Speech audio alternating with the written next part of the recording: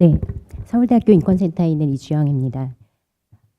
저는 이 토론에서 그 두 분 발표하신 분들의 내용에 대해서 간단히 코멘트하고, 그리고 구체적인 개정안에 대한 어떤 의견을 제시한다기보다는 그 개정안을 논의하는 과정 속에서 반드시 고려되고 검토되어야 될 지점들이 어떤 것인가, 이런 부분들을 중심으로 토론을 하도록 하겠습니다.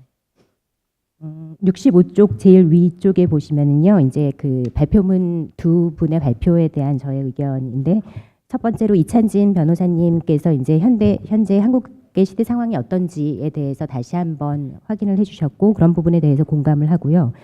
실질적 평등과 사회연대의 원칙에 기반해서 그런 것들이 이제 전문에 포함되고, 그런 것들에 기반해서 사회적 기본권을 확대하는 방향으로 헌법 개정이 이루어져야 한다라고 이제 말씀하고 계십니다. 그래서 그런 부분을 의견을 같이 하고 있습니다.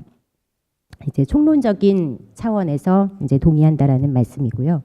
그리고 두 번째로 이숙진 이사님께서 이제 말씀해주신 부분과 관련해서, 그러니까 사회권에 대해서 굉장히 인식이 낮고, 그것을 이제 국회 그리고 헌법재판소, 법원, 행정부 전반적으로 국가 차원에서 사회권에 대한 인식이 낮고, 그건 시민사회도 어찌 보면은 비슷한 상황이라고 생각이 됩니다. 그리고 사회권 이행에 대한 국가적 책무성 시스템이 부재하거나 혹은 작동이 잘 되지 않는 그런 상황이 이제 사회권이 제대로 실현되지 않는 중요한 요인들로 작용하고 있다고 이제 말씀하셨고, 그 부분에 대해서 동의를 합니다.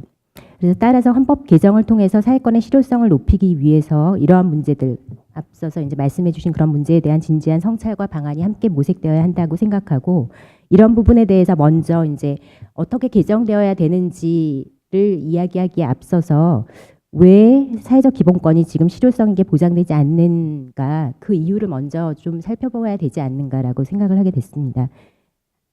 앞서서 그 이숙진 이사님의 발표에서 나오듯이 한국 정부가 사회권 규약을 비준하고 있습니다. 그래서 이제 국가의 의무로서 이행을 하고 그것을 보고해야 되죠. 그리고 현행 헌법에도 부족하고 한계가 있지만 또 다른 나라들은 명시적으로 보장하지 않고 있는 사회적 기본권도 우리나라 헌법은 가지고 있습니다. 그런데 왜 실효성 있게 보장되지 않는가, 이것에 대한 평가의 필요성을 먼저 제기하고 싶습니다. 하나로 환원되지 않는 다양한 요인들이 있겠죠. 근데 이제 오늘 주로 얘기되는 그 주제는 헌법상 일부 사회적 기본권의 권리적 성격이 분명하지 않다, 또는 사회적 기본권 조항이 추상적이다, 이런 문제들이 아마 오늘의 초점일 것 같습니다. 그래서 이것은 분명 중요한 요인 중 하나입니다. 그래서 이러한 문제는 헌법 개정 과정에서 사회적 기본권의 권리성을 강화하고 권리 내용을 구체화함으로써 해결될 수 있겠고, 이찬진 변호사님께서 매우 자세하게 그런 것과 관련한 제안들을 해주셨습니다. 하지만 사회권의 실효성 있는 보장을 저해하는 다른 요인들이 또 근본적으로 있다라고 생각이 됩니다. 사회권을 이행해야 할 책무가 있는 국가, 즉 입법부, 국회, 사법부, 행정부의 사회권에 대한 낮은 인식 또는 저항이 핵심적인 문제 중 하나라고 생각이 됩니다.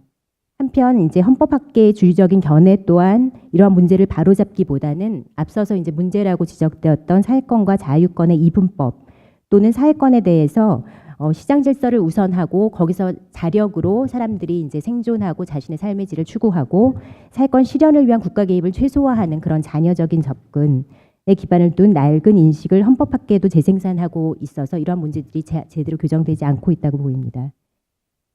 한편으로는 이제 헌법의 사회적 기본권이 한계적이지만 포함되어 있는데 그 과정에 있어서의 어떤 문제도 있지 않나 싶습니다. 국가 공동체에 대한 시민들의 열망과 비전을 수기하는 과정 없이 사회적 기본권이 헌법에 포함되었었다, 이전까지. 그래서 이제 그런 것들이 사회적 기본권의 형식화를 초래했을 것이라고 생각이 되어서 이번에 헌법 개정의 과정 속에서도 그 사회적 기본권의 내용이 보다 강화된 형태로 들어간다라고 했을 때 그것이 정말 의미 있으려면 정말 시민들이 그것을 자신의 권리로서 우리 국가 공동체의 비전으로서 스스로 수용하고 강화할 수 있는 그런 과정으로 진행이 될 때 정말 의미 있게 사회적 기본권이 실효성 있게 강화되지 않을까 생각합니다. 한편 생각을 해보고 싶은 것이 이런 것입니다. 명시적 보장이 매우 중요한데, 그리고 구체적으로 실효성을 강화하기 위해서 구체적으로 사회적 기본권을 보장하는 것이 그 헌법에 명문화하는 것이 매우 중요한데, 한편 또 생각해보고 싶은 것은 또 이런 것입니다. 헌법의 사회권의 내용을 명시적으로 보장하지 않거나 혹은 우리나라 헌법보다 더 축소된 형태로 보장하고 있는 나라에서 헌법재판소 혹은 법원에서 사회권 관련 고무적인 결정들이 나오는 경우가 있습니다. 물론 이제 매우 많다라고 볼 수는 없지만 예를 들면 독일 헌법재판소에서 인간의 존엄과 사회국가 원리라는 것에 근거해서 실업자와 그 가족의 기초생활보장 급여 수준에 대한 결정을 내렸는데 매우 고무적인 결정을 내렸었고, 난민 신청인에 대한 사회보장 급여 수준에 대해서도 매우 전향적인 결정을 내린 바 있습니다. 또 인도 법원에서도 그 생명권에 근거해서 간접적으로 식량권에 대한 매우 그 전 세계적으로 많이 원용이 되는 그런 결정을 내린 바가 있는데 어떻게 이런 것들은 가능했을까요? 반대로 우리 헌법은 아시다시피 인간다운 생활에 대한 권리, 사회보장에 대한 권리를 기본권으로 명시적으로 보장을 하고 있는데 한국의 헌법재판소는 왜 국가재정이 요구되는 사회권 영역의 헌법심사를 사실상 방기하고 있는가? 물론 이제 앞서서 그 발표에서도 그런 부분에 대한 지적들을 해주셨습니다. 제가 지금 이 말씀을 드리는 것은 사회적 기본권을 명시적으로 보장하는 것이 중요하지 않다라는 것을 말씀드리는 것이 아닙니다. 명시적으로 보장하고 실효성 있게 더 구체화해야 하는데 이런 것들이 정말 의미 있게 보장이 되려면 또 어떠한 저해 요인들이 개선되어야 되는지 그 부분에 대해서 우리가 주목해야 된다라고 생각을 하는 것입니다. 그리고 다른 한편으로 사회적 기본권이 정말 사회 구성원과 국가 간의 약속, 이 공동체에 대한 비전으로서의 국가 간의 약속으로서 헌법 개정의 과정과 그 결과가 이루어져야 된다라고 생각을 합니다. 그리고 이제는 그 주요 논점들을 몇 가지 이제 제시해 보려고 하는데요. 앞으로 이제 시민들이 참여하는, 이미 이제 국회에서는 개헌 특위를 통해서 많은 부분 논의가 진전이 되었다고 말씀을 해주셨는데, 사실 그리고 굉장히 중요한 말씀으로 앞으로 또 개헌 특위가 새롭게 구성이 되면 그 위원들의 면면이 어떠할지, 또 한편으로는 그 안에서 논의되는 쟁점들에 대해서 더 예리하게 봐야 된다라는 굉장히 중요한 말씀을 해주셨는데, 사실 시민들에게 지금 그런 개헌 특위에서 논의되고 있는 내용들이 알려져 있는가 하면 매우 제한적일 거라고 생각이 돼요. 굉장히 중요한 논의들, 획기적인 그런 안들도 아마 지금 논의되고 있는 것 같은데, 사실 국민들은 그런 부분들을 모르고 또 한편으로 어떤 방향으로 의견을 제시하거나 소통해야 되는지에 대한 방법도 잘 모른다고 생각이 됩니다. 그래서 그런 부분들을 어떻게 확보할 것인가 중요하다고 생각하고요. 그 제가 이 밑에서 제시하는 주요 논점들은 모든 개헌 논의에서 필요한 모든 중요한 논점들을 포괄하는 것은 당연히 아닙니다. 내용적으로 아까 이미 이제 발표자 두 분과 또 정춘숙 의원님께서 중요한 논점들을 제시해 주셨는데, 그런 내용적인 논점들 당연히 이제 더 구체적으로 논의되어야 되는데요. 포괄적인 논점들을 몇 가지 이제 제시를 한 것입니다. 일단 첫 번째, 그 사회적 기본권의 근간이 되는 원리를 분명히 이제 포함해야 될 것이다. 근데 그것을 포함하면서 한편 그것이 어떤 의미를 갖는지를 또 분명히 해야 될 것이다. 이미 헌법재판소는 헌법의 사회국가의 원리라는 것이 명시적으로 그 언급되어 있지는 않음에도 불구하고 우리 헌법은 사회국가의 원리에 기초한다라고 헌법재판소를 밝히고 있는데, 그것이 정말 사회적 기본권을 보장하는 과정 속에서 어떻게 정말 그 적용이 되는지라는 그 의미가 개정의 과정 속에서 만약 그 내용이 포함된다면 분명해져야 될 것 같습니다. 사회적 기본권의 주체를 원칙적으로는 이제 국민이 아닌 사람으로 변경한다. 이것은 한편으로는 대한민국이 글로벌 그 지구 공동체의 한 구성 국가로서 있다라는 그런 그 지금의 현재의 상황과 미래에 대한 비전도 함께 포함되는 관점에서 생각해야 될 문제라고 생각합니다. 그리고 노동과 관련해서 이미 말씀해 주셨고요.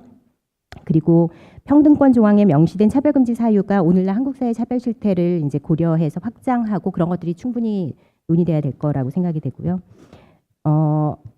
그 다양한 권리 조항과 관련해서 무엇이 구체적으로 보장돼야 된다라는 것들에 대한 안들이 지금 나오고 있는데요. 그런 것들과 관련해서 이제 두 가지 방향이겠죠. 하나는 현행 헌법상 권리로서의 성격이 모호한, 그래서 해석을 통해서만 추출이 가능한 조항들이 있습니다. 또 예를 들면 그런 것들이 이제 주거권을 추출해낼 수 있는가, 지금 현행 헌법에서 그런 얘기들이 있는데요. 35조 3항. 또 보건과 관련해서도 건강에 대한 권리를 갖는다라는 형태로 되어 있지 않고 조문이 모든 국민은 보건에 관하여 국가의 보호를 받는다라고 되어 있는데, 이런 것들을 권리성이 명시적으로 드러나는 방식으로 조문화하는 것이 또 하나의 방향이고, 구체적으로 그런 부분이 어떠한 논점들을 형성하면서 이루어져야 되는지가 있을 것 같습니다. 평등권의 차원에서 그것들이 하위 규범으로서 논의되거나 혹은 이제 사회보장권의 또 다른 하위 규범으로서 아동의 권리, 노인의 권리, 장애인의 권리 등에 대한 독립적인 조항이 필요한지 여부가 이제 또 하나의 논점이 될 것이고요. 7번과 같은 경우에는 어느 정도의 추상 수준 혹은 어느 정도로 구체적으로 사회적 기본권이 헌법에 포함되어야 되는지에 대한 논의 지점을 이야기하는 것입니다. 기본적으로는 이제 실효성 있는 보장을 위해서 선언적으로 보이거나 단지 너무나 추상적으로 보여서 그것을 어떻게 실현해야 되는지를 도무지 알 수 없는 그 정도의 수준에서는 벗어나야 되는 것은 당연히 기본적으로 맞는 것인데, 또 다른 한편으로는 우리가 이 헌법을 몇십 년 동안 사용할 것으로 생각하면서 보는 것이냐, 그리고 한편으로는 이것이 그러니까 입법의 과정, 그러니까 국민들이 선출한 정치적 대표자들을 통해서 만약 복수의 사회적 기본권을 실현하는 방안들 중에 복수의 정책 방안이 있는 것들에 대해서는 사실은 민주적인 정치 과정 속에서 그것들이 이루어져야 되는데, 그것과 민주주의 원칙이라는 것과 사회권의 실효성 보장, 실효적인 보장이라는 그것의 조화를 헌법 개정 과정 속에서 어떤 방식으로 이룰 것인가, 이 부분입니다. 마지막으로 사회적 기본권이 시민들이 청구할 수 있는 권리로서 사법 심사가 가능한 권리이면서, 또 다른 한편으로는 입법부나 행정부의 어떤 국가 정책 방향의 지도적인 원리로서 작용을 해야 되는데, 그 지도적인 원리로서 실제로 작용하고 있는지에 대한 점검을 어떤 방식으로 할 수 있는지의 제도 보완이 함께 필요하다라고 생각이 됩니다. 이것이 이제 제가 몇 가지 이제 논점들을 포괄적으로 말씀을 드린 것이고요. 그 뒤에는 자세하게 제가 짚어보지는 않겠지만 참고하시라고 대한민국 현행 헌법, 그리고 현행 헌법과 그리고 그 한국 정부가 비준하고 있는 사회권 규약, 그리고 유럽 연합이 2010년에 유럽 연합 회원국들에게 이제 그 제시하고 있는 기본권 헌장, 사회권에 있어서 가장 많이 그 인용되는 그 남아프리카 공화국의 헌법, 그리고 그 사회보장 수준이 매우 높고 그 우리 사회 속에서도 많이 지금 이야기되고 있는 핀란드라는 그 국가의 헌법, 2011년 헌법, 이것들을 한번 여러분들께서 이제 비교하시면서 그 과정 속에서 또 하나의 이제 영감을 얻으실 수 있지 않을까라고 생각해서 제가 여기에 첨부를 했고, 그 밑줄 찐 부분은 제가 밑줄을 친 것입니다. 여러 가지 이제 논점들과 관련해서 어떤 제가 이제 약간 주목했던 그런 부분들을 그 밑줄을 친 것인데요. 시간상 제가 이 부분을 다 보지는 않겠습니다. 이상입니다. 감사합니다. 예.